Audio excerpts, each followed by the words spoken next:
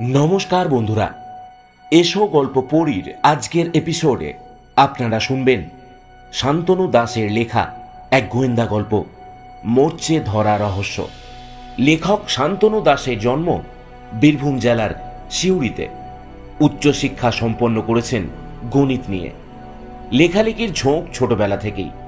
বর্তমানে তিনি লিখছেন প্রতিলিপি, শাব্দিক, লেখা ও লেখনী, পাণ্ডুলিপি, নটন প্রেস ও আরও নানান ডিজিটাল প্ল্যাটফর্মে। তার প্রথম বই ইন্দ্রদ্বার ইন্দ্রজাল 2004 সালে প্রকাশিত হয়। আমাদের আজকের গল্প আমরা নিয়েছি এই বইটি থেকেই। গল্প পাঠে রিতম, পর্ব পরিচালনা, সাউন্ড ডিজাইন ও ইন্দ্রদ্বার ভূমিকায় আমি প্রীতম। অন্যান্য কয়েকটি চরিত্রে স্নেহা, সাত্তকী, কুন্তল ও অর্পিতা। একটি বিশেষ চরিত্রে হরতনের গোলাম অডিও স্টোরি চ্যানেল থেকে প্রভাকর। পোস্টার ডিজাইনে শাওন। গল্প শুরুর আগে একটি বিশেষ অনুরোধ, আমাদের কাজ ভালো লাগলে অবশ্যই লাইক করবেন, কমেন্ট করবেন আর বন্ধুদের সঙ্গে শেয়ার করবেন। আর অবশ্যই আমাদের চ্যানেলটিকে সাবস্ক্রাইব করতে ভুলবেন না। শুরু হচ্ছে আজকের গল্প, শান্তনু দাসের মরচে ধরা রহস্য।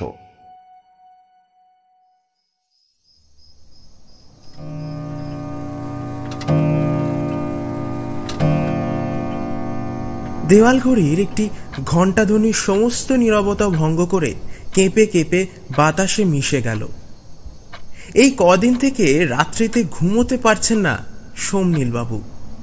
পুরনো সেই ভয়ঙ্কর স্মৃতিটা বারবার মনকে নাড়া দিচ্ছে। কদিন থেকে রাতে যা দেখছেন সবকিছুই কেমন যেন তালগোল পাকিয়ে যাচ্ছে সোমনীলবাবুর। আজ আসল জিনিসটা কি জানতেই হবে। মনে মনে উনি দৃঢ় প্রতিজ্ঞ হলেন। অথচ গত কয়েক রাত্রির ঘটনা কাউকেই প্রকাশ করেননি সোমনীলবাবু। আজ বাইরে বজ্রবিদ্যুতের উদ্ভাসন আর রুদ্র প্রকৃতির উদ্দাম নৃত্য একই সঙ্গে পাল্লা দিয়ে চলছে। ঝোড়ো হাওয়ার মাতামাতিতে জানলাগুলো নিয়ন্ত্রণের বাইরে। দেওয়ালে ক্যালেন্ডার উড়ছে, স্তূপীকৃত করে রাখা গানের স্বরলিপিগুলো আর নিজের জায়গায় নেই। সোমনীলবাবু বিছানা ছেড়ে উঠে দপ করে গ্যাস লাইটটা জ্বালিয়ে ফেললেন। কিন্তু নিজেরই দীর্ঘ নিঃশ্বাসে এক ঝলক জ্বলেই সেটা নিভে গেল। বাইরে হাওয়ার শোঁ শোঁ আওয়াজ আর্তনাদের মতো শোনাচ্ছে। হঠাৎ টেলিফোনটা বেপরোয়াভাবে বেজে উঠল।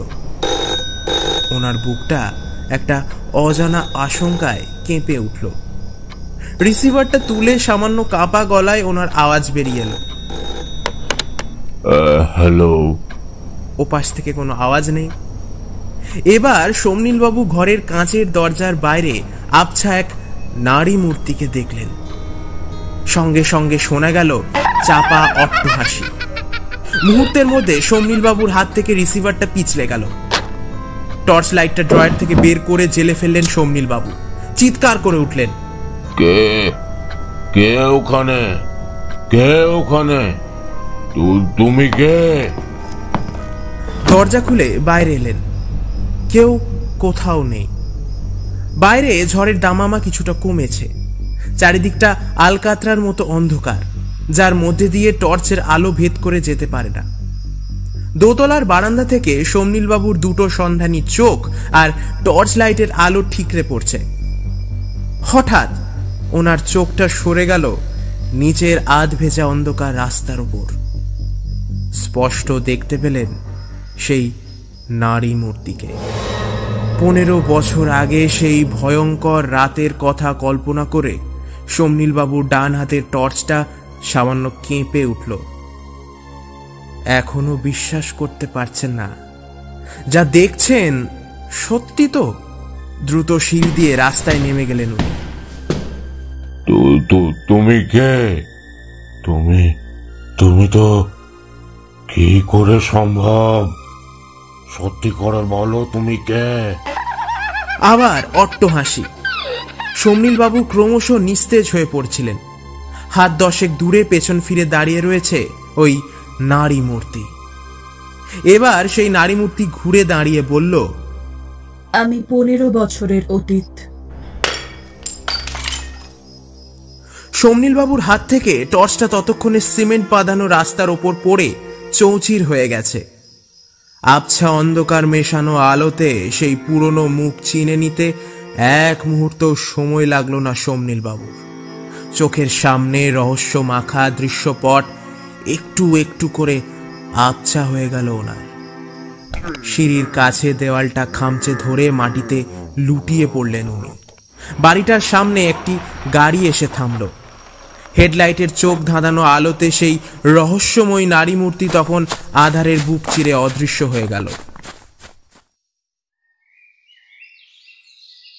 অদৃশ্য হয়ে গেল? স্ট্রেঞ্জ।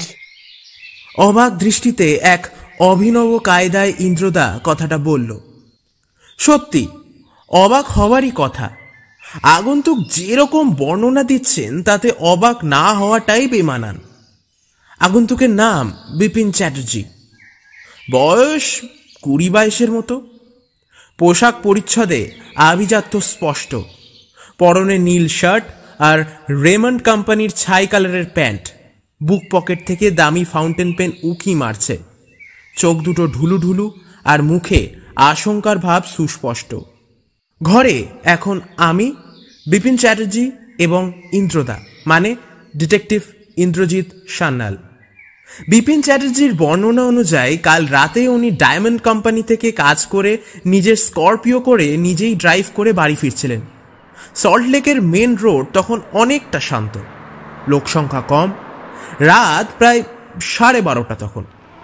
ঘরের কাছাকাছি আসতেই গাড়ির ভেতর থেকে উনি লক্ষ্য করেন ওনার বাবা সমনীল চ্যাটার্জি বাগানের সিমেন্ট বাঁধানো রাস্তায় লুটিয়ে পড়ে আছেন। পাশে এক নারী মূর্তি দাঁড়িয়ে, গায়ে কালো কোট, মাথায় কালো টুপি।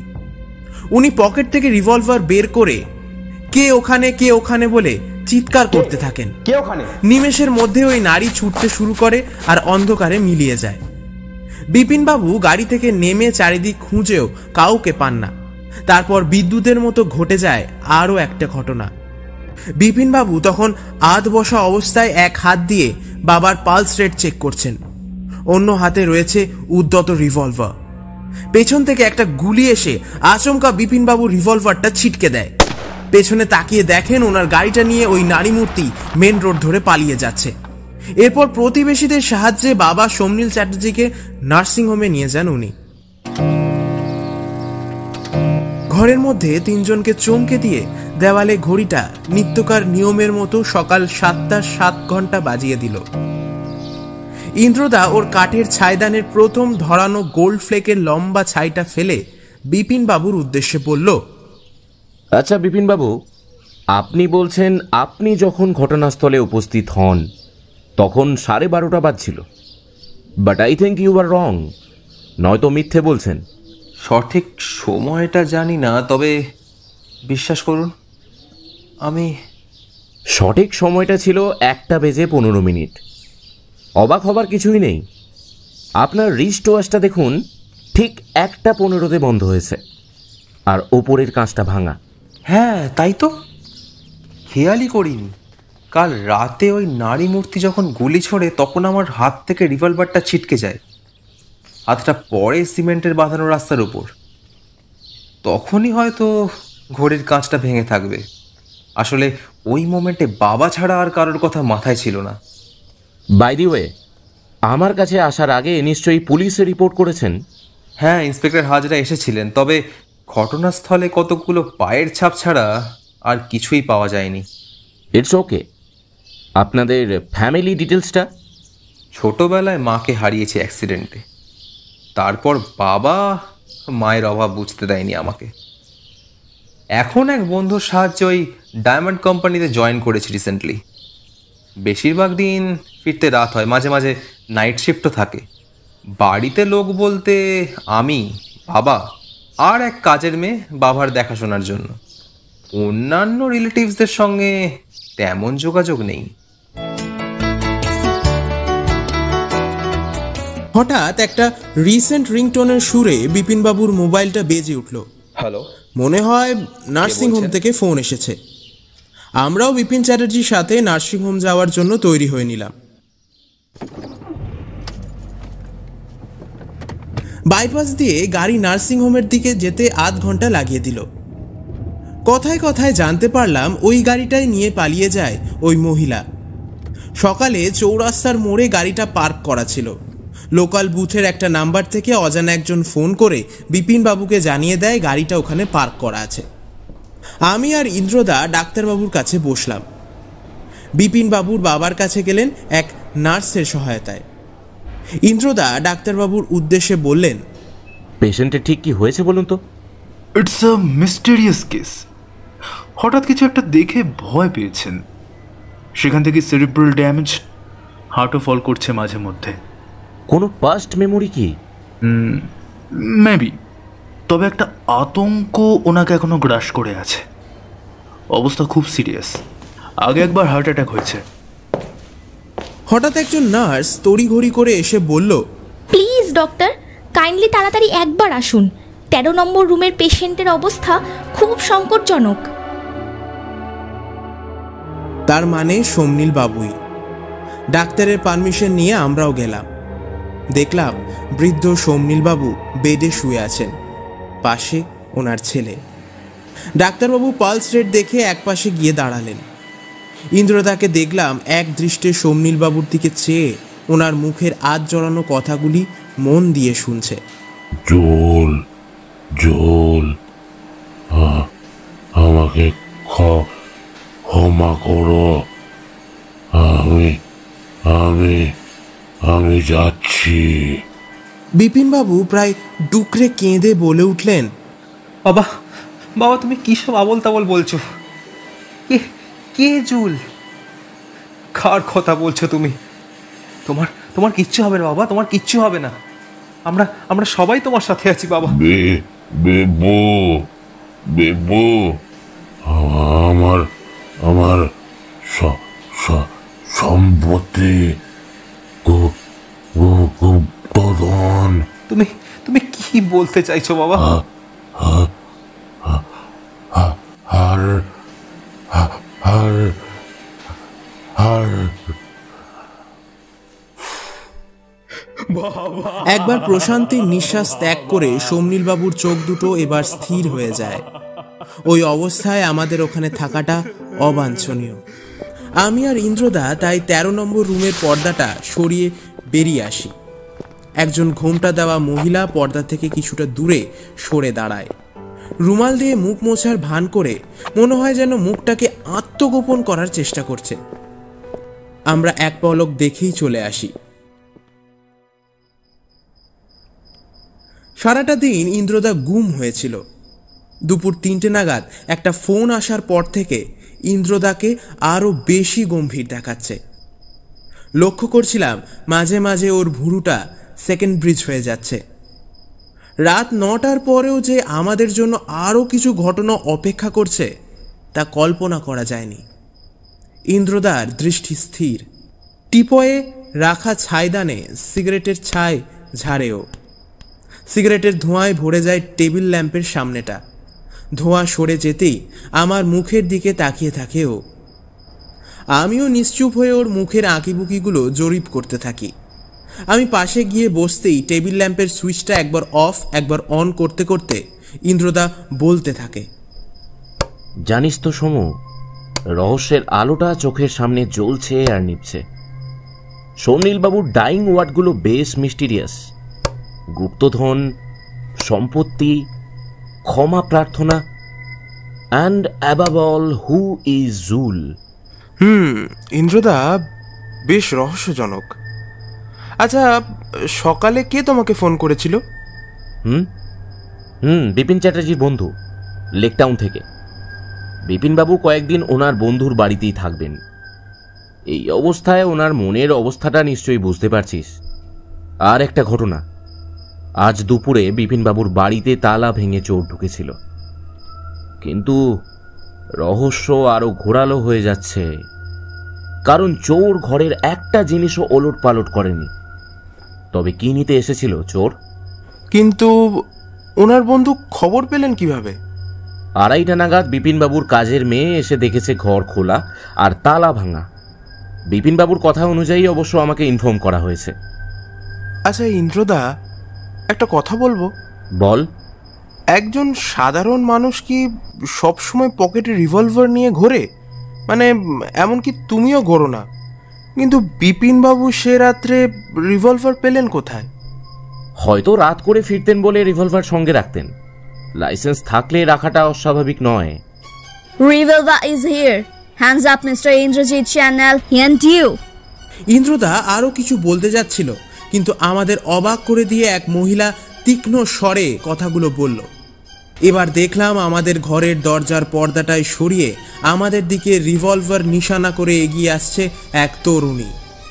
চোখ দুটোর মাঝে নীলাভ মণি দুটি জল জল করছে, চুলগুলো ব্রাউন করা, পরনে স্কিন ফিটিং জিন্স আর হলুদ ডেনিম টপ, ওপরে ব্ল্যাক কোট, কাঁধে একটা ভ্যানিটি ব্যাগ, গলায় চকচক করছে একটা দামি পাথরের হার। বাইরের নৃশংসতার নিরীহ শান্ত মুখটার সঙ্গে বড়ই বেমানান। আমি চিৎকার করে উঠলাম, কে আপনি? ততক্ষণে রিভলভারের নল আমার কপাল স্পর্শ করে গেছে। ইন্দ্রদার বজ্র গম্ভীর স্বর, what do you want? Nothing special. কিন্তু আমার কাজটা না করে দিলে you will be in danger, Mr. Channel. I don't want your harm. Miss Martina from America, am I right? Yes, Martina Campbell from America, but অবাক হওয়ার কিছুই নেই। আমি একজন private detective, of course an Indian. নিখুঁত দৃষ্টিশক্তি আর পর্যবেক্ষণ ক্ষমতা থাকলে সবকিছুই জানা সম্ভব। আর বুদ্ধির জোরে আপনার মতো শয়তানদের শায়েস্তা করতে আমার। hey mister, আর একটা কথা বললে আপনাদের দুজনের বুক ঝাঁঝরা করে ওই ইন্ডিয়ার নোংরা গঙ্গায় ভাসিয়ে দেব। Now carefully listen to me. মেয়েটি সাইড ব্যাগ থেকে একটি কাগজ বার করলো। কিছু লেখা আছে বোধ হয়। বের করার সময় একটা প্যাডের মতো ডায়েরি মেঝেতে পড়ে গেল। তখনও আমার কপালে রিভলভার ঠেকানো। ইন্দ্রদাকে অর্ডার করা হলো ডায়েরিটা তুলতে। কোনো রকম চালাকির চেষ্টা না করে মেঝে থেকে ডায়েরিটা তুলে ইন্দ্রদা মার্টিনার হাতে দিল। ভাঁজ করা একটি কাগজ ইন্দ্রদার হাতে দিল মেয়েটি। তাতে গোটা গোটা অক্ষরে বাংলায় লেখা ছিল একটা ছড়া, গাধারে মেরে দাদা সংকেত নিয়ে যান, পাবেন তো দেখুন গুপ্তধনের সন্ধান, কালো সাদা রঙের এটি ভেবে দেখুন পরে, কান টানলে আওয়াজ করে খুব জোরে জোরে। It's a sign of hidden treasure. মুখ দিয়ে নিজের অজান্তি অস্ফুটে একটা কথা বেরিয়ে এলো আমার, গুপ্তধন। ইন্দ্রদার ঠোঁটে আলতো হাসি। সে মার্টিনার দিকে আঙুল দেখিয়ে বলল, so you are the lady. Somnil বাবুকে আপনিই ভয় দেখাতে গিয়েছিলেন, আর আজ দুপুরে আপনি চোর সেজে সোমনীল বাবুর ঘরে গিয়েছিলেন গুপ্তধনের সন্ধানে। আজ সকালে নার্সিংহোমের পর্দার আড়ালে মাথায় ঘোমটা দিয়ে আত্মগোপন করে শুনছিলেন আপনি। আর গুপ্তধনের ছকটার সমাধান করে দিতে পারলে আমি হব বিপদমুক্ত, তাই তো? আপনি কত সহজে সব বুঝে যান। Thanks for not expensing my calorie. Mind it, your future depends on it. সংকেতটা আপনার কাছে থাকলো, চালাকির চেষ্টা করলে ফল হবে মারাত্মক। First time I award you, and this is your last time also. Martina ঝাঁঝিয়ে ওঠে। ইন্দ্রদার নার্ভ তখনও দুর্বল হয়নি। আর গুপ্তধনের হদিশ পাওয়া গেলে আমার প্রফিট। আপনি পারেন না মিস্টার ইন্দ্রজিৎ চ্যানেল। ঈশপের গল্প পড়েছেন? এক বাঘের গলায় কাঁটা বিঁধে গিয়েছিল, বের করতে সাহায্য করেছিল এক নিরীহ সারস। বোকা সারস তার কাজের পুরস্কার চেয়েছিল। দেন হোয়াট মিস্টার চ্যানেল? আপনি বোধহয় ভুলে যাচ্ছেন। I am not here to explain you any kid's story, and this is not a toy revolver. I want the treasure at any cost. ধারালো কথাগুলো বলতে বলতে দরজা দিয়ে বেরিয়ে গেল মিস মার্টিনা ক্যাম্পবেল। ইন্দ্রদা তখনও মার্টিনার গমন পথের দিকে চেয়ে স্থির হয়ে দাঁড়িয়ে। টেবিলের ওপর রাখা এক গ্লাস জল ঢক ঢক করে খেতে খেতে ইন্দ্রদার গলা কানে এলো। 4599042 নাম্বারটা নোট করে রাখতো সৌম্য। এটা আবার কার নম্বর? যা বলছি কর না। আমি ডায়েরিতে নম্বরটা নোট করতে করতে ইন্দ্রদাকে জিজ্ঞেস করলাম, তুমি মেয়েটার নাম কি করে জানলে বলো তো ইন্দ্রদা? মিস মার্টিনার ডান হাতের তর্জনীতে যে আংটিটা ছিল লক্ষ্য করিসনি? তাতে স্পষ্ট মার্টিনা নামটা লেখা ছিল, আর তার ব্যাগের ওপরে স্টিলের পাতে লেখা ছিল আমেরিকান স্টাইল, পিমটন স্ট্রিট। এরপরও কি অবাক হবার কিছু আছে? না, অবাক হচ্ছি তোমার আর আমার দৃষ্টিশক্তির পার্থক্য দেখে। যাই হোক, এই কাগজের ছড়াটা ভুয়ো নয় তো ইন্দ্রদা? তাহলে মার্টিনা ক্যাম্বেল আসবেই বা কেন? কিন্তু আমেরিকা থেকে ভারত আসার উদ্দেশ্যটা কি? তাছাড়া সোমনীল বাবুর সঙ্গে এই মার্টিনার সম্পর্ক কি, সেটাও একটা বড় প্রশ্ন সৌম্য। ইন্দ্রদা, তুমি মার্টিনার গলার হারটা লক্ষ্য করেছো? কেন বলতো? না, থাক। না, থাকবে কেন? এক্ষুনি বলো, কে ফোন করেছিল? সকালে চায়ের কাপে চুমুক দিতে দিতে ইন্দ্রদাকে প্রশ্নটা করলাম। ও বলল ইন্সপেক্টর হাজরার ছিল। ইন্দ্রদাকে একবার সোমনীল বাবুর ঘরটা সার্চ করে দেখতে হবে, কোনো ক্লু যদি মেলে যা দিয়ে জানা যেতে পারে নিশীথ রাতে ওই আগন্তুক মেয়েটি কে ছিল। ইন্দ্রদা অবশ্য পুলিশকে কাল রাতে মার্টিনার আসার ঘটনাটা জানায়নি। বিপিনবাবু এখন বন্ধুর বাড়িতেই আছেন। তদন্তের জন্য পুলিশ ওনার বাড়ির চাবি থানায় রেখেছে। ফোন আসার পর আমাদের দুজনের রেডি হতে কয়েক মিনিট সময় লেগেছিল মাত্র। আমরা হাঁটতে হাঁটতে স্টার থিয়েটার ক্রস করে গেলাম। অনেকক্ষণ থেকেই খালি ট্যাক্সির জন্য ওয়েট করছি। পাশে একটা বটবৃক্ষের নিচে সূর্যের গোল গোল প্রতিবিম্বগুলো নাড়াচাড়া করছে। 2-4টে বাস আর ট্রাম পেরিয়ে গেল। 10 মিনিট দাঁড়িয়ে থেকে দেখে খুব বিরক্ত লাগছিল। কানের পাশ দিয়ে বোঁ করে একটা মৌমাছি উড়ে গেল। ইন্দ্রদা গোল ফ্লেকটা ধরিয়ে ওপর দিকে মুখ করে ধোঁয়া ছাড়তেই গাছের ডালের চড়ুইগুলো কিচিরমিচির করে উড়ে গেল। ধোঁয়ার জন্য নয়, একটা লাল টাটা সুমো অসম্ভব জোরে ব্রেক কষে আমাদের সামনে দাঁড়ালো, আর তাতেই পাখিগুলো ভয় পেয়ে পালিয়ে গেল। এবার টাটা সুমোর নীল কাঁচটা নেমে এলো। ড্রাইভার এক মাঝবয়সী পাঞ্জাবি, চোখে টাইটানের সানগ্লাস, পুরো কালো দাড়ি গোফ, ঠোঁটটা সামান্য নড়তেই বুঝতে পারলাম আস্তে আস্তে কিছু বলছেন। যাবেন? ইন্দ্রদা হাত দেখিয়ে বললেন, অফকোর্স, শ্যামবাজার থানা চলুন। উঠে পড়লাম। ভিড় সত্ত্বেও 5 মিনিট লাগলো যেতে। ইন্দ্রদা ড্রাইভারকে ওয়েট করতে বলে আমাকে গাড়িতে বসিয়ে রেখে থানায় সোমনীল বাবুদের বাড়ির চাবি আনতে গেল। কেন জানি না আমার ভয়ে বুক ধুকধুক করছিল। সামনের আয়নার ড্রাইভারকে দেখছিলাম, মাথায় একটা বিশাল পাগড়ি। ইন্দ্রদা চলে যেতেই একটা ইংরাজি গানের মিউজিক বাজিয়ে দিল। কান আমার ঝাঁঝা করছে। 2 ফোঁটা ঘাম কপাল থেকে টপ টপ করে পায়ে পড়ল। ড্রাইভার সামনের বাক্স থেকে একটা চকচকে ছোড়া বের করে ঘাড়ের কাছে নিজের ঘামগুলো চাঁচতে শুরু করলো। আমি ঘন ঘন ঢোক গিললাম। এবার আমার হাতে একটা জলের বোতল ধরিয়ে দিয়ে ড্রাইভার বলল, জল, মিনারেল ওয়াটার। গলাটা অদ্ভুত রকম, চাপা স্বরে যেন কথাগুলো বলছে। ততক্ষণে ইন্দ্রদা চলে এসেছে। চলুন, মেন রোড ধরে। ড্রাইভার পকেট থেকে একটা রুমাল বের করে হাতের ঘাম মুছে গাড়িটা স্টার্ট দিল। আরও আধ ঘন্টা লাগলো সোমনীল বাবুর বাড়ি পৌঁছাতে। ইন্দ্রদাকে বেশ গম্ভীর দেখাচ্ছে, তবে ড্রাইভারকে দেখে আমার কেন জানি না সন্দেহ হলো, কোনো মতলব নিয়ে আসেনি তো। বিশাল গোলাপি কালারের বাড়িটা। সকালের মিষ্টি রোদ চারপাশে ছড়িয়ে পড়েছে। সিমেন্ট বাঁধানো একটা রাস্তা চলে গেছে ঘরের দরজা পর্যন্ত। টবের গাছগুলোতে রং বেরঙের ফুলের সমারোহ। কতগুলো ঝাউ গাছ আছে, তাছাড়া আম কাঁঠালের শাখা প্রশাখায় দোলা হাওয়া, সব মিলিয়ে পরিবেশটা বেশ মনের মতো। চারপাশে বিশাল ইটের প্রাচীর থাকলেও এপাশ থেকে ওপাশ যাওয়া খুব কঠিন নয়। প্রথমে বাগানটা ঘুরে দেখা স্থির করলাম।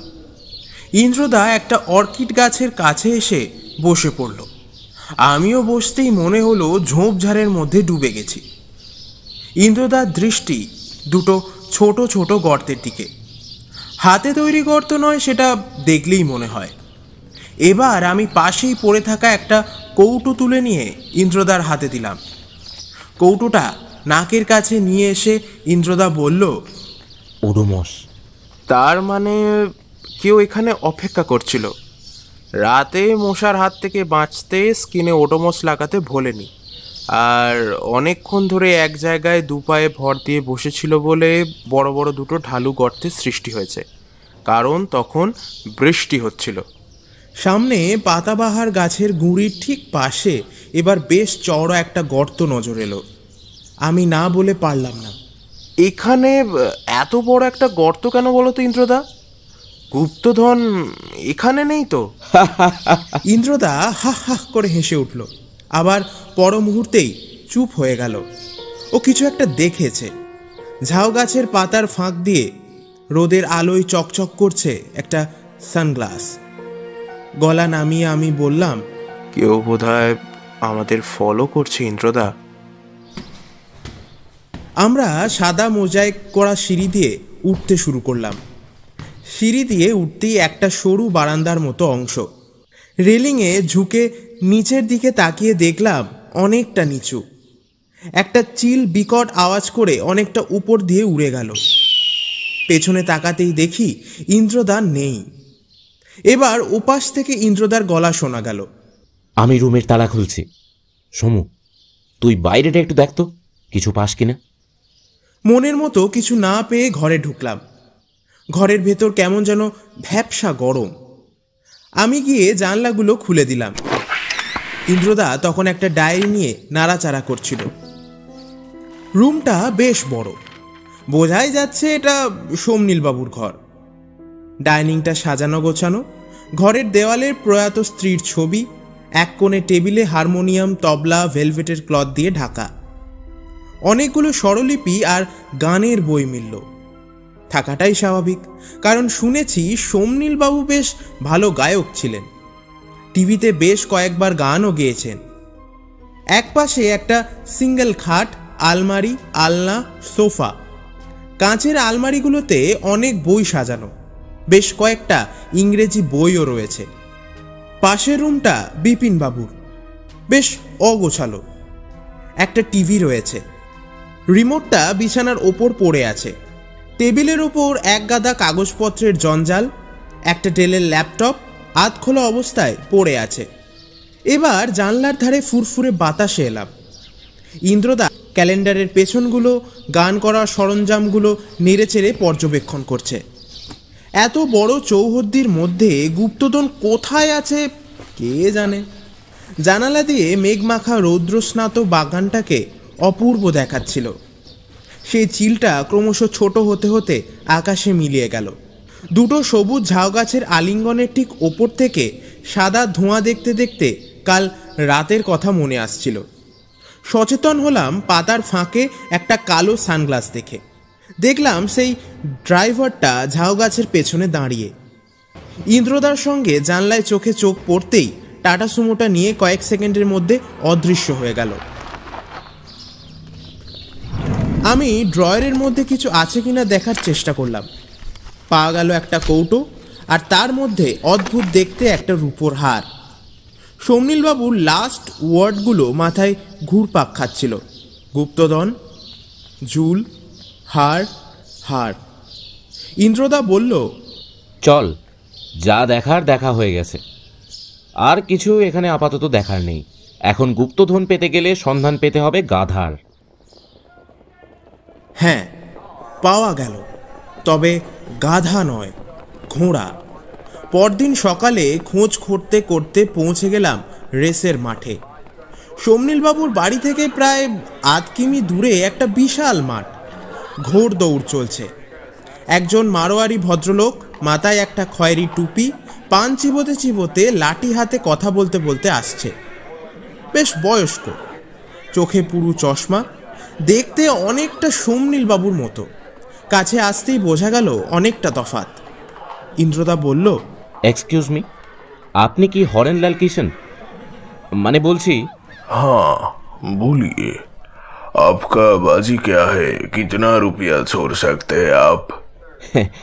আমি রেসের মাঠে ঘোড়া কিনতে আসিনি। আমি প্রাইভেট ডিটেকটিভ ইন্দ্রজিৎ সান্যাল, আর এ হলো সৌমাব। ओहो, आप ही तो उस बार दार्जिलिंग में क्रिकेट मिस्ट्री सॉल्व किए थे। একটা ইনভেস্টিগেশনের ব্যাপারে আপনার সঙ্গে একটু দরকার ছিল। लेकिन मेरे को तो कुछ समझ में। আপনার বোঝার কিছু দরকার নেই, আপনার রাস্তা বলটা একটু দেখতে চাই। तो ठीक है, चलिए ना, कुछ प्रॉब्लम नहीं। हमारा आज तो किस्मत खुल गया, आप जैसा लोग। আমরা বিশাল টিনের চাল দেওয়া আস্তা বলে এলাম। প্রায় খান বিশেক ঘোড়া, সাদা ঘোড়া অনেকগুলো। সবচেয়ে শেষের লাইনে একটা কালো সাদা রঙের ঘোড়া সঙ্গহীনভাবে দাঁড়িয়ে আছে। ইন্দ্রদা 5 মিনিট ধরে পর্যবেক্ষণ করে কিছু ক্লু পেল বলে তো মনে হলো না। আচ্ছা হরেনলালজি, আপনি সোমনীল বাবুকে চেনেন? सोमनील चैटर्जी, ओ सिंगर? ইয়েস। আর আপনি কি জানেন হি ইজ নো মোর? हाँ, ये अब क्या बोल रहा है ইন্দ্রজিৎ বাবু? অবাক হচ্ছেন তাই না? আর আমি অবাক হচ্ছি এই খবরটা আপনি জানেন না শুনে। হঠাৎ কিষণজির মুখটা ফ্যাকাশে হয়ে গেল। ओ सचमुच मेरे एक अच्छे दोस्त थे। फर्स्ट टाइम ही रेसिर माठी मुलाकात। अच्छा खासा समझदार आदमी थे वो, अच्छा गाता था। वो जो सफेद काले घोड़े को अब दिख रहे थे, वो उसका फेवरेट था। एक दिन अमेरिका में चला गया, कुछ साल गुजर गया, मेरे साथ कांटेक्ट करना छोड़ दिया। इंडिया वापस आने के बाद वो सोमनील का कुछ चेंज जाने लगा। गाना तो बंद नहीं किया, लेकिन रेस फील्ड में आना जाना बंद कर दिया। बाद में उनका शादी हुआ, लड़का भी हुआ, लेकिन आपका ये बात मेरे को सचमुच विश्वास नहीं हो रहा है। কিন্তু এটাই সত্যি। যাই হোক, many many thanks for your kind information. মনে মনে একটা ভাবনা খেলে গেল। তাহলে নিশ্চয়ই সোমনীল বাবুর সঙ্গে মার্টিনা ক্যাম্পবেলের কিছু একটা রিলেশন আছে। যাই হোক, আমরা বাড়ি ফিরে এলাম। ইন্দ্রদা গুপ্তধনের কাগজটা নিয়ে বসে আছে। প্রথম লাইনটাতেই আমি হোঁচট খাচ্ছিলাম। গাধারে মেরে দাদা সংকেত নিয়ে যান। গাধা দাদা কিছুই তো মাথায় ঢুকছে না। বিকেলে কলেজ স্ট্রিট গিয়েছিলাম ম্যাথের কিছু বই কেনার জন্য। ফিরে এসে ইন্দ্রদার মুখে শুনলাম গুপ্তধনের জন্য ফোনে আবার হুমকি দিয়েছে মার্টিনা ক্যাম্পবেল। ইন্দ্রদার মুখ দেখে বোঝার উপায় নেই সংকেতটার সমাধান করে ফেলেছে কিনা। সন্ধে 7টা নাগাদ আমার হাতে একটা খাতা পেন ধরিয়ে ইন্দ্রদা তার মৌনব্রত ভঙ্গ করল। সোম, লিখে ফেল একটা অঙ্ক। ব্যাক ক্যালকুলেশন করেই আমাদের এগোতে হবে মনে হচ্ছে।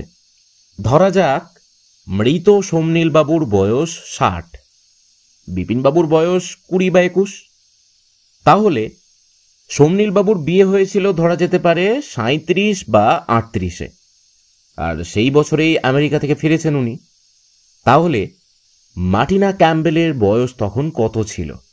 সোমনীল বাবুর বয়স যদি 38 হয় তখন, আর মার্টিনার বয়স যদি এখন 28 হয়, তাহলে তখন মার্টিনার বয়স ছিল 6 বছর। গুড সোম, কিন্তু এভাবেও তো রহস্যের অঙ্ক মিলছে না। সোমনীল বাবুর সাথে কি মেয়েটার তাহলে কোনো সম্পর্কই নেই? আরও ইনফরমেশন দরকার, খুব তাড়াতাড়ি দরকার। সোমনীল বাবুর প্রতিবেশীরা কেমন ছিলেন জানতে হবে। শোন, আজ রাতে আমি থাকছি না, স্বপনদের বাড়িতে থেকে যাব। তোমার বন্ধু স্বপনদা? হ্যাঁ, আমি এখনই বের হব। কাল সকাল 8টা নাগাদ ফিরব। আর একটা কথা, কারোর ফোন এলে বিভিন্ন রকম গলা নকল করে রং নাম্বার বলে কেটে দিবি। রাত 10টা নাগাদ মার্টিনার ফোন এলো। বারবার রিং হচ্ছে দেখে রিসিভারটা নামিয়ে রাখলাম পাশে। বিছানায় শুয়ে শুয়ে শার্লক হোমস পড়ছিলাম। সোমনীল বাবুর ডাইং ওয়ার্ডগুলোর বারবার মনে পড়ছিল। জুল কি কারোর নাম? ওনার স্ত্রীর নাম হতে পারে না। তাহলে বিপিনবাবু জানতো। উনি কি জন্য ক্ষমা চাইছিলেন? উনি কি কোনো অপরাধ করেছেন? আর যে গুপ্তধনের কথা উনি বারবার বলছিলেন, সেটা সত্যি আছে তো? হার মানে তো গলার চেন নাও হতে পারে। হয়তো উনি কোনো পরাজয়ের কথা ভাবছেন। ওনার পুরো কথাটা আদৌ শেষ হয়েছে তো, নাকি অন্য কিছু বলতে চাইছিলেন? ঘড়ি বলছে এখন 1:05। আমার ঘরের জিরো লাইটের ফিলামেন্ট গেছে, তাই বেড সুইচ অফ করতেই দপ করে অন্ধকার নেমে এলো। চারিদিকটা শুধু ঘুটঘুটে অন্ধকার। আমাবস্যা যেন রাস্তার ধারে লাইট পোস্টের টিমটিমে আলোর অবস্থা দেখে হাসছে। ঝিঝি পোকার একটা বিকট আওয়াজ শোনা যাচ্ছে। খসখস করে কালো কোট আর টুপি পরা একজন সোমনীলবাবুর ঘরের দরজার দিকে ছুটে গেল। হাতে একটা টর্চ জ্বলছে নিচ্ছে। সিঁড়ি দিয়ে নিস্তব্ধে উপরে উঠে তালাচাবি দেওয়া ঘরটা খুলে ফেললো আগন্তুক। ক্যাঁচ করে দরজাটা খুলে গেল। দুটো সন্ধানী চোখ আর টর্চের আলো খুঁজে বেড়াচ্ছে কিছু একটা জিনিস। এবার অন্ধকারে একটা বিকট শব্দ হলো। কেঁপে কেঁপে শব্দটা বাতাসে মিশে গেল, আর সেই ছায়ামূর্তি কিছু একটা নিয়ে কোথায় যেন চলে গেল। সকাল হয়ে গেছে। পূর্ব দিকের জানালার মিটিমিটি রোদ। পাশের ফ্ল্যাটের পোষা ময়নাটা কথা বলছে। নীল প্রকৃতির রূপে একটু অন্যমনস্ক হয়ে পড়েছিলাম। হঠাৎ ফোনের রিংটা বেজে উঠল। হ্যালো, আমি বিপিন চ্যাটার্জি। তোমার ইন্দ্রদা আছেন? না, সে তো নেই। কাল বন্ধুর বাড়ি গেছিল, আজ সকালে আসার কথা। মোবাইলটাও অফ আছে। কেন, কোনো বিপদে পড়লেন নাকি? আপনার গলায় শঙ্কার ভাব। কি যে হচ্ছে কিছুই বুঝতে পারছি না। হঠাৎ করে বাবার মৃত্যুটাও ঠিক মেনে নিতে পারছি না। পুলিশের ওপর কোনো ভরসা নেই। একটাই উপায়, যদি ইন্দ্রজিৎ বাবু ওই শয়তান মেয়েটাকে ধরতে পারে। শোনো সৌম, কাল রাতে আমি যখন বন্ধুর বাড়িতে ছিলাম তখন আমাদের বাড়িতে কেউ আবার হানা দিয়েছিল। বলেন কি আবার? পুলিশ তো আবার এসেছে। ওই খুচখাচ তদন্ত চলছে। টাকা পয়সা চুরি গেছে নাকি? সমস্যাটা তো সেইখানেই। চোর এসে অ্যাসিড দিয়ে তালা খুলে ঘরে ঢুকেছে। ঘরের জিনিস সব যেমনকার সেরকম। আলমারি খোলার চেষ্টা হয়নি, আমি নিজে দেখেছি। সব কিছু যেমন ছিল তেমন আছে। আমি এটা বুঝতে পারছি না আমাদের সঙ্গে কার এমন শত্রুতা আছে যে আমাদের এরম সর্বনাশ। রিল্যাক্স বিপিনবাবু, আমি ইন্দ্রদা এলে সব জানাচ্ছি। আশা করি সব ঠিক হয়ে যাবে। Don't worry. ধন্যবাদ ভাই। মনে মনে একটা প্রশ্ন খোঁচা দিচ্ছিল, কাল রাতে সোমনীলবাবুর ঘরে তাহলে কে ঢুকেছিল? আমার সন্দেহটা অমূলক নয়। চট করে ইন্দ্রদার বন্ধু স্বপনদার বাড়িতে একটা ফোন করলাম, কারণ ইন্দ্রদার ফোন এখন সুইচড অফ। ঠিক 8:10 ইন্দ্রদা ঘরে ঢুকলো। বেশ চিন্তিত দেখাচ্ছে। এসে সোজা নিজের ঘরে চলে গেল।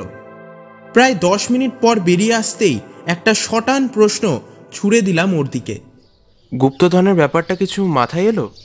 হ্যাঁ, শুনলে তুই অবাক হয়ে যাবি। তবে তোকে পরে বলবো। কালই এটা সমাধান করে ফেলেছিলাম। গাধা খুঁজতে গিয়ে কি বোকামিটাই না করেছি। সোমনীলবাবু একটা ধাঁধা তৈরি করেছিলেন বটে। তার মানে তুমি আমাকে সারপ্রাইজ দিতে চাইছো? তাই ধরে নিতে পারিস সমু। কিন্তু তার চেয়েও বড় সারপ্রাইজ আমি তোমাকে দেব। সেটা আবার কি? আগে প্রমিস করো গুপ্তধনের ব্যাপারটা এক্ষুনি সব খুলে বলবে। আগে তোর সারপ্রাইজটাই তো শুনি। জানো, কাল রাতে সোমনীলবাবুর বাড়িতে আবার চোর ঢুকেছিল। আশ্চর্য যে চোর ঘর থেকে কিছুই নিয়ে যায়নি। এটাই তোর সারপ্রাইজ সৌম্য? দাঁড়াও, এখনো বলা শেষ হয়নি। গলাটা যত সম্ভব গম্ভীর করে ইন্দ্রদা স্টাইলে বলার চেষ্টা করলাম। ইন্দ্রদার দৃষ্টি আমার দিকে, মুখে আলতো হাসি। আমার দৃষ্টি সোজা ইন্দ্রদার চোখে। কাল রাতে তুমি কোথায় গিয়েছিলে? কেন, আমার বন্ধু স্বপনের বাড়িতে। না, এক্ষুনি স্বপনদাকে ফোন করেছিলাম। ওখানে তুমি কাল যাওনি। কাল রাতে তুমি গিয়েছিলে সোমনীলবাবুর বাড়িতে গুপ্তধনের সন্ধানে, তাই না? Brilliant guess Soumya. সত্যিই আমি ইমাজিন করতে পারছি না তোর এই উচ্চ চিন্তাধারাটা। এবার তো তোকে আমার অ্যাসিস্ট্যান্ট ভাবতে গর্ববোধ হচ্ছে। তার মানে আগে হতো না বুঝি? আমি ঠোঁট উল্টে প্রশ্ন করলাম। না না, তা নয়। I am really proud of you. সে যাই হোক, এবার শোন গুপ্তধনের রহস্যটা। গাধারে মেরে দাদা, এটা একটা স্বরলিপি।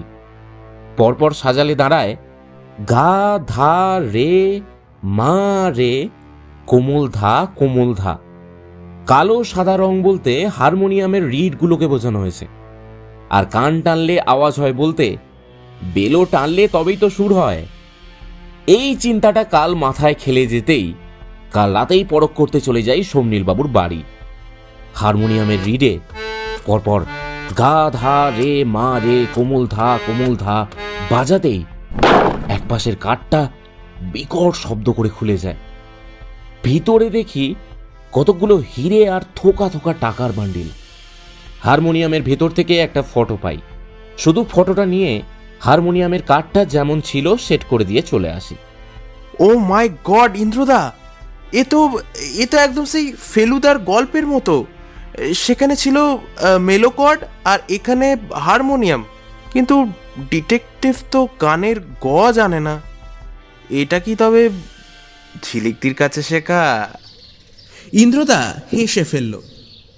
ঝিলিক সেনগুপ্ত ইন্দ্রদার গার্লফ্রেন্ড। আমি সুযোগ পেলেই ইন্দ্রদাকে খোঁচা মেরে দিই ইন্দ্রদার মুখে ফেলুদা মার্কা হাসিটা দেখবার জন্য। আমি জানতাম ঝিলিকদি রবীন্দ্রসঙ্গীতে 5th ইয়ার কমপ্লিট করেছে। কোমল ধাকে যে সঙ্গীতের ভাষায় দা বলে সেটা ইন্দ্রদার মস্তিষ্ক প্রসূত নয়, বেশ ভালোই বুঝতে পারছিলাম। ইন্দ্রদার কোমল হাসিটাই তার প্রমাণ। এবার ইন্দ্রদা বুক পকেট থেকে একটা পোস্ট কার্ড সাইজের ছবি বার করলো। আমি আবার ইয়ার্কি মেরে বললাম, কার ফটো? মিস ঝিলিক সেনগুপ্তের নাকি? এবার একটা গাট্টা খাবি সমু। আমার মাথায় একটা স্টোরি প্লে করছে, তবে সবটাই অনুমান। সমনীলবাবুর আমেরিকায় ওই কয়েকটা বছরই রহস্যের মূল শিকড়। দেখ তো ছবিটা চিনতে পারিস কিনা? এ তো মার্টিনা ক্যাম্পবেলের ফটো, কিন্তু সমনীলবাবু এটা হারমোনিয়ামের ভেতর লুকিয়ে রেখেছিল কেন? সেটাই তো বুঝতে পারছি না সমু। আপাতত সমনীলবাবুর হার শব্দের অর্থ তো বুঝলি, হারমোনিয়াম, কিন্তু জুল মানে কি? পরদিন বিকেলবেলা আমি আর ইন্দ্রদা বসে আছি। হঠাৎ ফোনটা বেজে উঠল শব্দ করে। ইন্দ্রদা উঠে গিয়ে ফোনটা ধরল। I want the treasure, but you have cheated me. আপনি গিয়েছিলেন সেই রাত্রে সমনীল বাবুর ঘরে। I am talking about that night, you know. I am not fool, Mr. Chanel. Now listen carefully. Bipin is my hunter. আপনি কিন্তু ঠিক করলেন না। What can I do? Just come at 4:30 p.m. সমনীল বাবুর ঘরে. Don't try to be clever. মার্টিনার ফোনটা কেটে যাওয়ার কয়েক সেকেন্ড পর পর্যন্ত ইন্দ্রদা কান থেকে রিসিভারটা নামায়নি। ওর চোখে মুখে উত্তেজনার ভাব স্পষ্ট। চটজলদি পোশাক চেঞ্জ করে আমরা বিফোর টাইম সমনীলবাবুর বাড়ি পৌঁছালাম। আমি জানি ইন্দ্রদা রিভলভার সঙ্গে নেয়নি। কী যে হতে চলেছে তা একমাত্র ভগবানই জানেন। কলিং বেল বাজতেই দরজা খুলল মার্টিনা। হাতে তার উদ্যত রিভলভার, চোখের কোণে রাগ অঙ্গারের মতো জ্বলছে। কাম কাম মিস্টার শ্যানাল, আপনার স্যাটেলাইটটাকেও সঙ্গে এনেছেন দেখছি। আপনারা তো দেখছি অ্যাকশন থ্রিলার মুভি এনজয় করতে এসছেন। Hands up. বিপিন বাবু কোথায়? আমরা পাশের রুমে এলাম, যে রুমে হারমোনিয়ামটা আছে। আমার আর ইন্দ্রদার হাত তখনও ওপরে তোলা। সেখানে একটা চেয়ারের সঙ্গে মুখ হাত পা বাঁধা অবস্থায় রয়েছেন বিপিনবাবু। চোখ দুটোর কোণে জমা জল শুকিয়ে শুকিয়ে লালচে হয়ে গেছে। ইন্দ্রদা কোনো রকম কথা না বাড়িয়ে হারমোনিয়ামের রিডগুলো টিপে দিতেই একপাশের কাঠটা আওয়াজ করে খুলে গেল। মিস মার্টিনা একদৃষ্টে চেয়ে আছে হারমোনিয়ামটার দিকে। বিপিনবাবু সহ আমরা হতবিহল হয়ে পড়েছি ইন্দ্রদার কার্যকলাপ দেখে। এর পরের ঘটনাটা সেই মুহূর্তে কল্পনায় করতে পারেনি। মিস মার্টিনার রিভলভার উঁচিয়ে রেখে দরজার দিকে এক পা করে পেছাতে পেছাতে কথাগুলো বলে চলল। Thank you Indrajit Sanyal.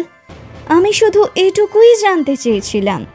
I have no wish to take the cell. এটা তো বিপিন চ্যাটার্জির। অবাক হচ্ছেন তাই না? You are not my enemy. Actually, Bipin is not my enemy also. You can't arrest me, Mr. Chanel. You can't arrest me. কথাগুলো বলতে বলতে miss Martina দরজার বাইরে চলে গিয়েছিল। ও দরজার বাইরে থেকে লক করে দিল। শেষ পর্যন্ত তিনজনে মিলে দরজা ভেঙে বাইরে এলাম। ততক্ষণে মিস মার্টিনা উধাও। ঘটনার আকস্মিকতায় আমার মাথা ঘুরপাক খাচ্ছিল। সেই মুহূর্তে বিপিনবাবুকে ওনার বন্ধুর বাড়িতে হল্ট করিয়ে আমাদের বাড়ি ফেরা ছাড়া আর কোনো উপায় ছিল না। কেন জানি না ইন্দ্রদা পুলিশে একবারও ইনফর্ম করল না। ঘরে পৌঁছে ইন্দ্রদা সোজা ওর অতি পরিচিত টেবিলটার পাশে চলে গেল। ওর মস্তিষ্কে কি চলছে তা আন্দাজ করা বেশ মুশকিল। আমি হাত পা ধুয়ে দুটো চিকেন প্যাটিস গরম করে ইন্দ্রদার সামনে এলাম। ও তখনও পোশাক চেঞ্জ করেনি। টেবিলের পাশে দাঁড়িয়ে আছে, কখনো আবার বসছে, হাতে সেই মিস মার্টিনার ফটোটা।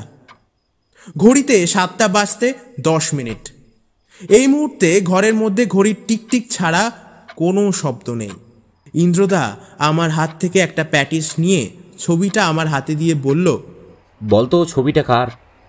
আমি চুপ করে আছি দেখেই ইন্দ্রদাই আবার শুরু করলো। আমার যতদূর মনে হয় সৌম্য, এই ছবিটা মার্টিনা ক্যাম্পবেলের নয়, কারণ ছবিতে এই তরুণী নাকে একটা দুল পড়ে আছে। মিস মার্টিনার নাকে এরকম দুল দেখা তো দূরে থাক, ভালোভাবে লক্ষ্য করেছি ওর নাকে কোনো ফুটোই নেই। কিন্তু ছবিটা কার? মার্টিনা ছাড়া তো অন্য কেউ মনেও হচ্ছে না, আর ছবিটা বেশ পুরনো। ছবিটা কার এই মুহূর্তে আমার কাছে অস্পষ্ট, তবে দুটো প্রশ্নের উত্তর যদি আমি পেয়ে যাই তাহলে আমার অনুমানই ঠিক বলে আমি মনে করব। এখন চল। কোথায়? হে, গরম গরম চিকেন প্যাটিসের পর একটু কফি না হলে জমে। কিন্তু যাবে কোথায়? দমদম। মানে দমদম এয়ারপোর্ট। মাথার ঘিলুগুলো তোর শুকিয়ে গেল নাকি? একটু বুদ্ধিটা কাজে লাগা। এয়ারপোর্টে গিয়ে খবর পেলাম আজ 7:30টার ফ্লাইট, যেটাতে করে মার্টিনার আমেরিকা যাওয়া যেতে পারে, তা যান্ত্রিক গোলযোগের কারণে বাতিল করা হয়েছে। যাত্রীরা সব হোটেলে আশ্রয় নিয়েছে। ইন্দ্রদা এয়ার অফিসে প্যাসেঞ্জার লিস্টটা চেয়ে নিল একবার। যা সন্দেহ করা হয়েছিল ঠিক তাই। মিস মার্টিনা আজই আমেরিকা যাওয়ার প্ল্যান করছে, কিন্তু কোন হোটেলে আছে তা জানতে তো অনেক সময় লাগবে। কিন্তু সমস্যার সমাধান হতে বেশি সময় লাগলো না। এয়ারপোর্ট ছেড়ে বেরিয়ে ট্যাক্সি স্ট্যান্ডগুলোতে প্রত্যেকের কাছে খোঁজ নিতে নিতে জানা গেল এক ড্রাইভার এক বিদেশিনীকে শুকতারা হোটেলে নামিয়ে এসেছে। ইন্দ্রদা পকেট থেকে ফটোটা বের করে দেখাতেই ব্যাপারটা আরও ক্লিয়ার হলো। 15 মিনিটের মধ্যে শুকতারা হোটেল কমপ্লেক্সে পৌঁছে গেলাম। হোটেল সুপারের কাছে নেম লিস্টটা চেয়ে দেখা গেল Martina Campbell, room number 537, 5th floor. আমরা পৌঁছে গিয়েই কলিং বেল বাজালাম। ভেতর থেকে মার্টিনার আওয়াজ এলো, Who is this? Indrajit Sanyal, please open the door.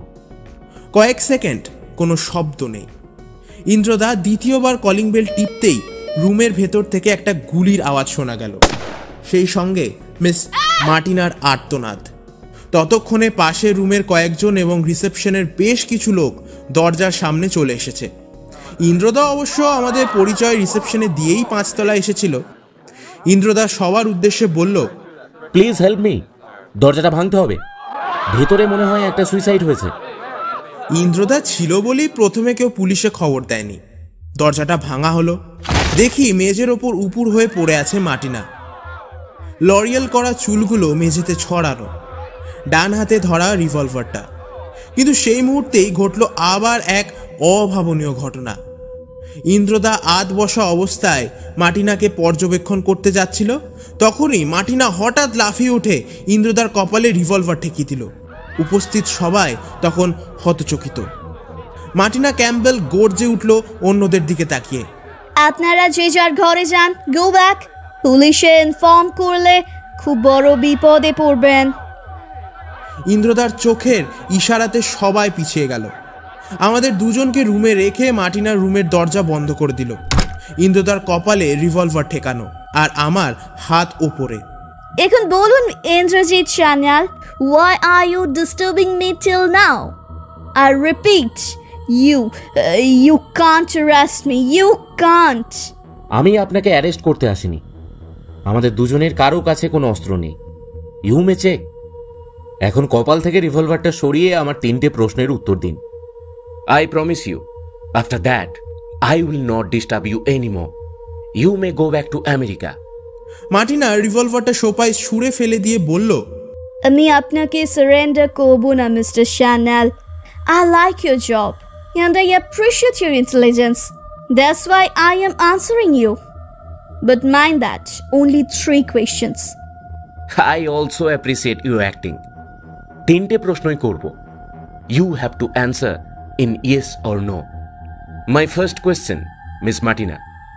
আপনি সেদিন পাঞ্জাবি ড্রাইভার সেজে আমাদের টাটা সুমোতে করে সোমনীল বাবুর বাড়ি নিয়ে গিয়েছিলেন, তারপর ফলো করছিলেন গাছের আড়াল থেকে, তাই তো? Yes. My second question, joule কি আপনার মা? I mean, are you her daughter? Yes, but Martina অবাক। আমিও শুনে কম অবাক হইনি। ইন্দ্রদার শেষ প্রশ্নটা শুনে আমার কৌতূহল দ্বিগুণ বেড়ে গেল এবং গোটা রহস্যটায় পুনরায় আবার ঘোলাটে হয়ে গেল। My last question, Miss Martina. You are an eminent detective of American Crime Branch. Am I right? but আমি থ্যাঙ্কস। আমরা তাহলে এখন চলি। শুধুমাত্র এইটুকু জানবার জন্যই এখানে এসেছিলাম। আন্দাজের সঙ্গে বাস্তবতাকে মেলাতে পেরে বেশ ভালো লাগছে। I know you are not guilty. আর একটা কথা, আপনি অবাক হচ্ছেন এটা ভেবে যে এত সব ইনফরমেশন আমি কোথা থেকে পেলাম, তাই তো? আমি আপনাকে বলেছিলাম না, দৃষ্টিশক্তি আর বুদ্ধির প্রখরতা, এই দুটোই আমার সেরা অস্ত্র। ইউ দেন টোল্ড আস আমাদের নাকি শুট করে ইন্ডিয়ার নোংরা গঙ্গায় ভাসিয়ে দেবেন। For one characterless person you are hating the whole country. এটা আপনার মতো শুটবুট পড়া আমেরিকান ডিটেকটিভদের শোভা পায় না। আর আপনাকে ডিস্টার্ব করব না। চল সোম। দাঁড়ান দাঁড়ান ইন্দ্রজিৎ বাবু, you are amazing detective of Bengal. আপনি বুঝতে পারবেন আমার পাস্ট হিস্ট্রিগুলো। আমি জানি না আপনি আমার সম্পর্কে কতটুকু জেনেছেন, তবে এটুকু জানি, you have an extraordinary eyesight. এই নিন আমার পার্সোনাল ডায়েরি, এতে সব কিছু লেখা আছে। আপনার পুরোটা জানার অধিকার আছে। তবে বিপিনকে এ ব্যাপারে কিছু বলবেন না প্লিজ। সে ব্যাপারে আমার উপর পুরো আস্থা রাখতে পারেন। বিলিভ মি, সেদিন আমি চাইনি সোমনীল বাবু মারা যান। I know that. অতটা নিষ্ঠুর আপনি নন।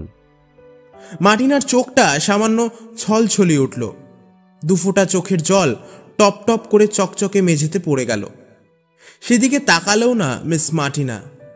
আমরা তখন দরজা দিয়ে বাইরে বেরিয়ে আসছি, ইন্দ্রদার হাতে চওড়া নীল মলাটের ডায়েরি। ডায়েরি? হ্যাঁ সৌম, ডায়েরিটাই সব রহস্য সমাধানের মূলে।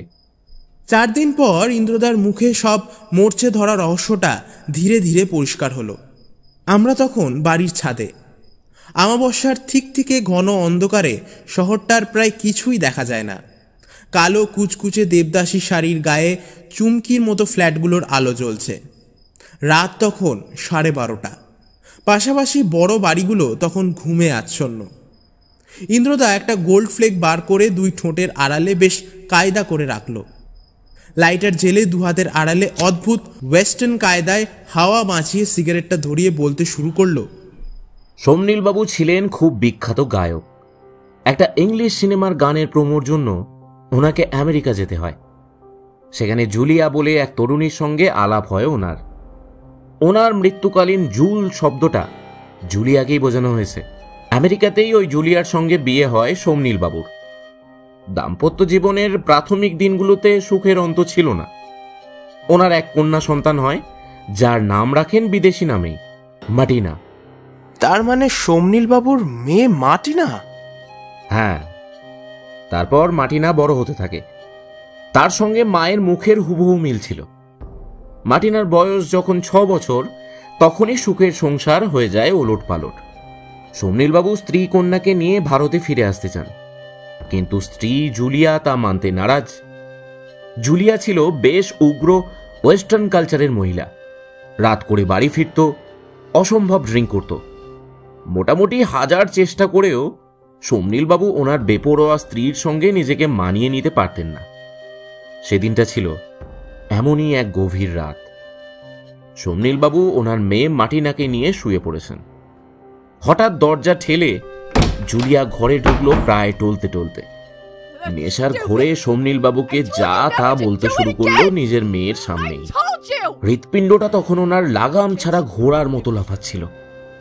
ভেতরের অসম্ভব রক্তচাপে মাথার শিরাগুলো টন টন করে উঠছিল। উনি আর সহ্য করতে পারেননি। ড্রয়ার থেকে রিভলভারটা বের করে স্ত্রীর দিকে এগিয়ে যেতে থাকেন। জুলিয়া তখন পেছোতে পেছোতে বারান্দার রেলিংয়ের ধারে চলে এসেছে।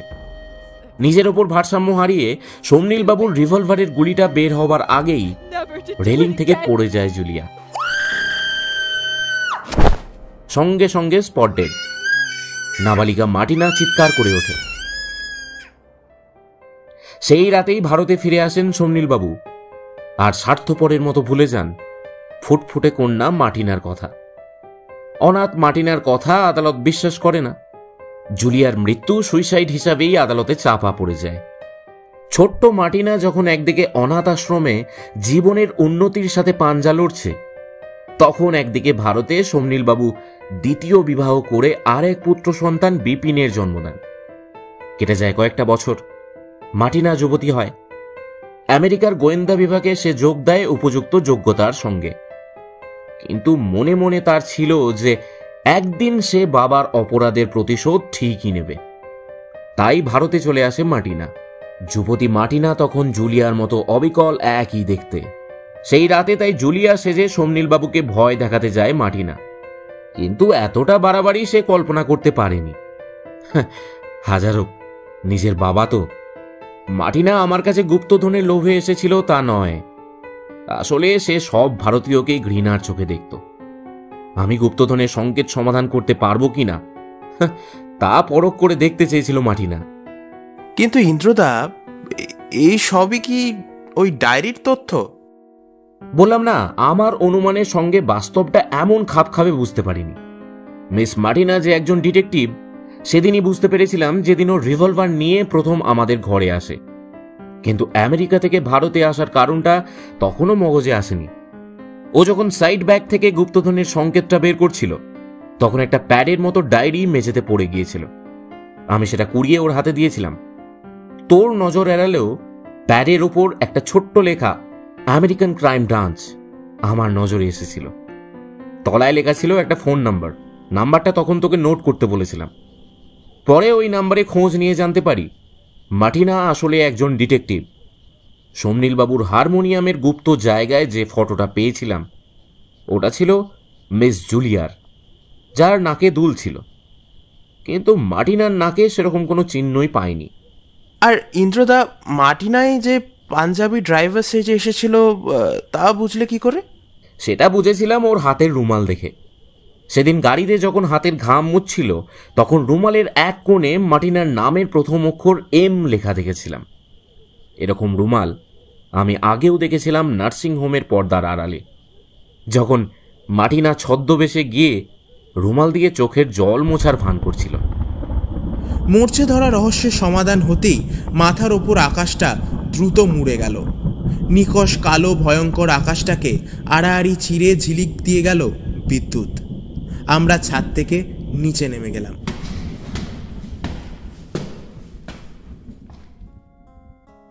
এতক্ষণ আপনারা শুনলেন শান্তনু দাসের লেখা একটি গোয়েন্দা গল্প, মরচে ধরা রহস্য। পরের দিন আবার আমরা ফিরে আসব নতুন কোনো গল্প নিয়ে। ততদিন পর্যন্ত ভালো থাকবেন, সুস্থ থাকবেন। টাটা।